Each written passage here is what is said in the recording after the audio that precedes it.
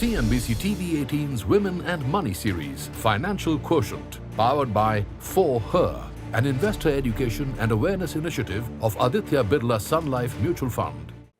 Hello and welcome to CNBC TV 18's Women and Money series presents Financial Quotient, powered by For Her, an investor education and awareness initiative by Aditya Birla Sun Life Mutual Fund. I'm Sumera Abdi.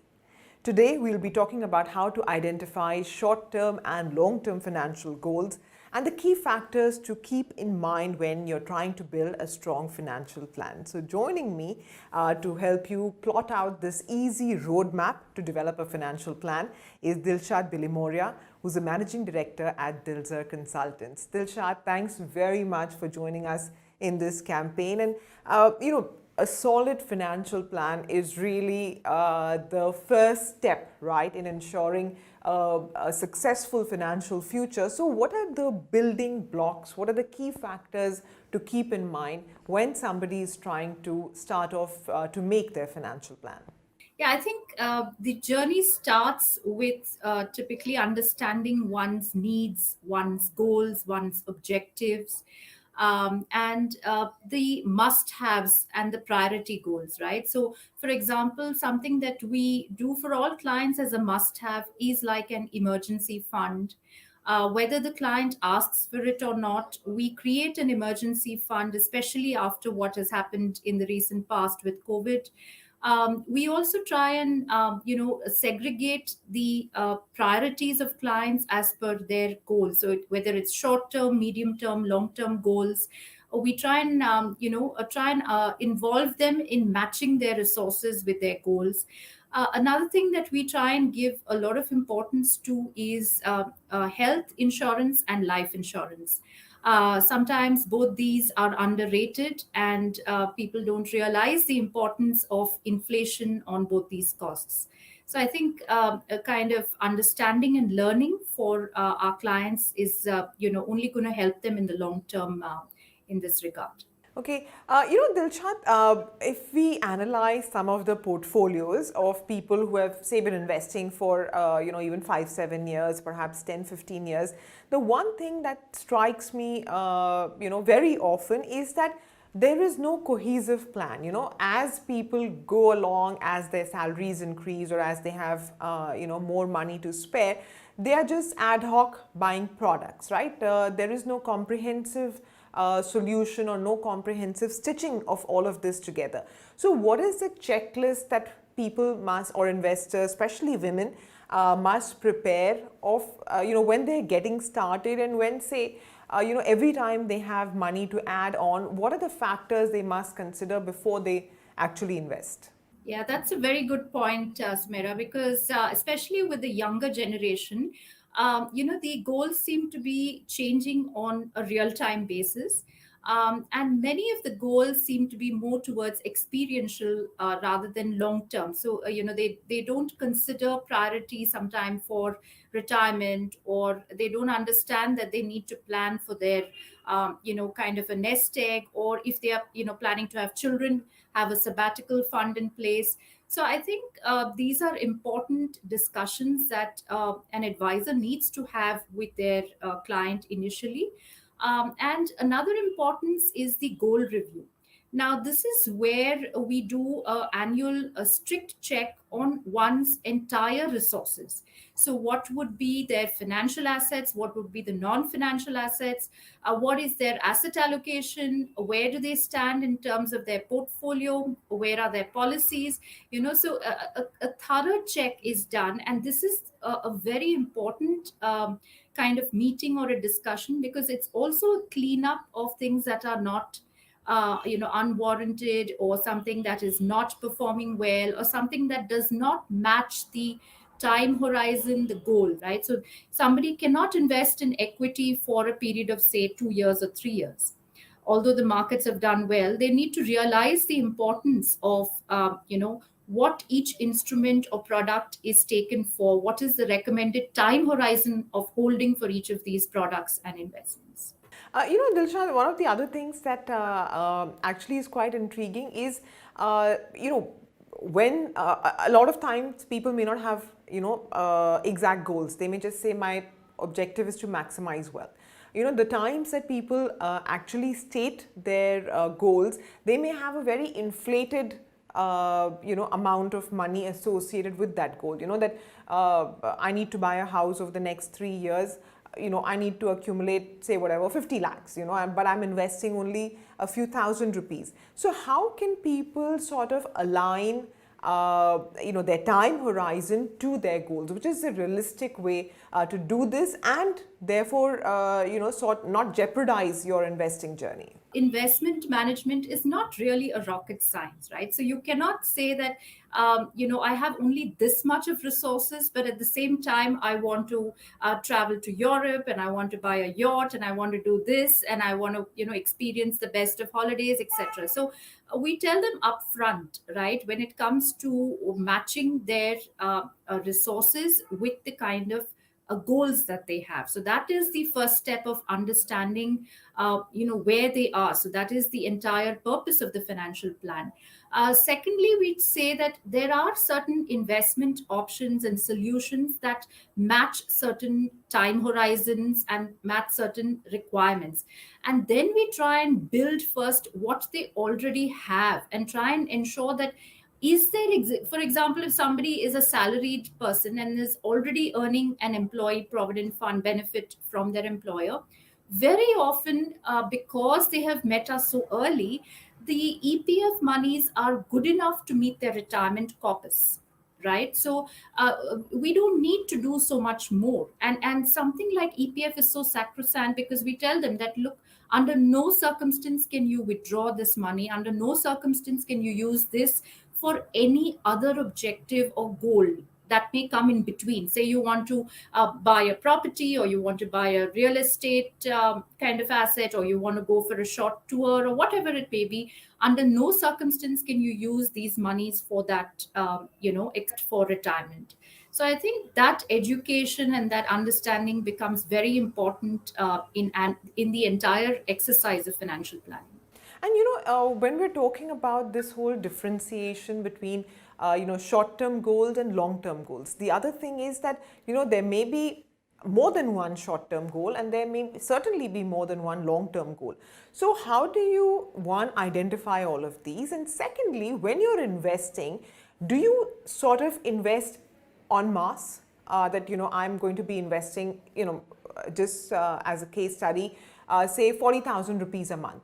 Do I still invest in just, say, 6 or 7 funds, and I just allocate that, for my short-term goal, I needed an X amount of money. For long-term goal, I need Y amount of money, and I will therefore withdraw it from this kitty? Or do you have separate portfolios for each of your goals? Yes. So again, this is very interesting because here we first understand what are their goals.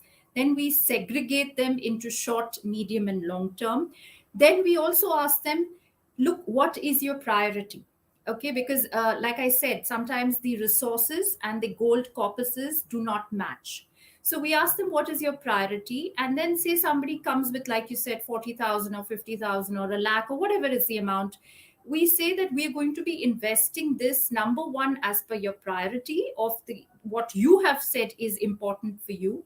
And number two, we're going to be also investing as per your risk profile, right? So asset allocation, asset selection is the basis of any financial planning or investment management exercise.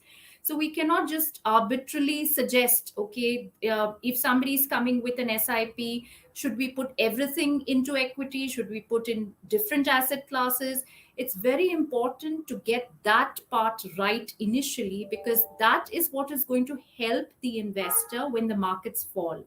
So I think the asset allocation piece is one of the most critical parts of the planning exercise as well. Dilshad, do you think most investors are able to adequately assess their own risk appetite, or do they need professional help in that aspect? Oh, yes, absolutely. They need professional help. We have come across some, do-it-yourself investors, or some people that they think they know it all, especially the younger people. I would, give them an advice saying, you start with whatever you feel or you think might be the right way of doing it. And very often they come back and say, we did this wrong.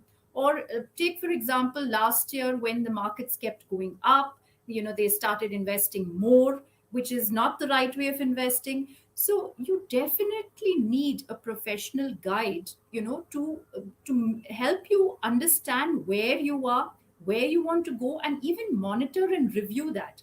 And more often than not, it's more like a sounding board. I mean, people cannot say that I'm going to take charge of this, or I'm going to take charge of my risk profiling, and it's very simple and it's very straightforward. No, there is a science to it as well. And you do need a professional, a certified financial planner to help you in that. How should asset allocation be done? I mean, since, any number of experts will tell us that that is the key to actually ensuring that you succeed, with your plan. What is is it a top-down approach? Should people look at, asset classes first, then look at products within products? There is any number of choices now available. So how do investors make that distinction? So asset allocation is an outcome of one's risk profile. And by asset allocation, I mean broadly defining the asset classes, right? So it's not just equity, debt, cash. It could be, non-financial assets. It could be REITs. It could be gold. It could be international equity, right? So there are so many other assets. It could be ETFs. So what we do is first draw the broad plan of what should be the base asset allocation, which is the resultant of one's risk profile. Uh, After that, we try and delve into each of these asset classes and try and suggest investment products that are negatively correlated. The more negative correlation that there is in an asset class or even within the entire asset allocation exercise, the better it is for the investor, because that's when the diversification game really plays out. And there is no one asset class, as you know, would do well at any point in time. So this is like a cushion. When things fall, you are ensuring that you're protecting your overall portfolio with the downside risk and volatility. Can I ask you to just explain this negative correlation a little bit more, maybe, perhaps with an example so that everybody understands it? Because, this is really one of the cornerstones of a good financial plan. Right. So, negative correlation means investing in an asset class which are not moving in the same direction. For example, equity. If the economy is doing well, equity would do well. And if, for example, interest rates go up initially, the existing debt funds would fall. So these are very dependent on certain factors. I would say micro as well as macro factors, which impact the performance of portfolios. But if you dig deeper, you need to understand what exactly makes up the risk return profile of an asset class or a product. And that's when you start analyzing those investment products which are a hedge against any of these changes that happen so often. So, for example, if you say that, for example, gold, right? So, gold is a hedge against, say, a falling equity market, or international equity investing is an added investment asset class that we would add because it is geographically diversified compared to the Indian economy, right? So this is where we try and understand where the impact of these products would be when it comes to various scenarios: micro, macro, economic, geographical. So these are the decisions that we have to take. So the baseline is to select those products or asset classes that don't move in tandem and don't move in the same direction if economy is growing or falling. So that is the idea of negative correlation in asset selection. Dilshad, thank you so much for joining in today and explaining some of these, basics, like a starter pack really for getting started, and how to define short-term investments and long-term investments, and more importantly, the fact that every investor who's starting out must have a plan. So if you're already investing and you don't have a plan, you want to get down and make a plan and sort of course correct right away. The earlier you do it, the better it will be. So thank you very much for watching. I hope you found this helpful. CNBC TV 18's Women and Money series, Financial Quotient, powered by For Her, an investor education and awareness initiative of Aditya Birla Sun Life Mutual Fund. Mutual fund investments are subject to market risks. Read all scheme-related documents carefully.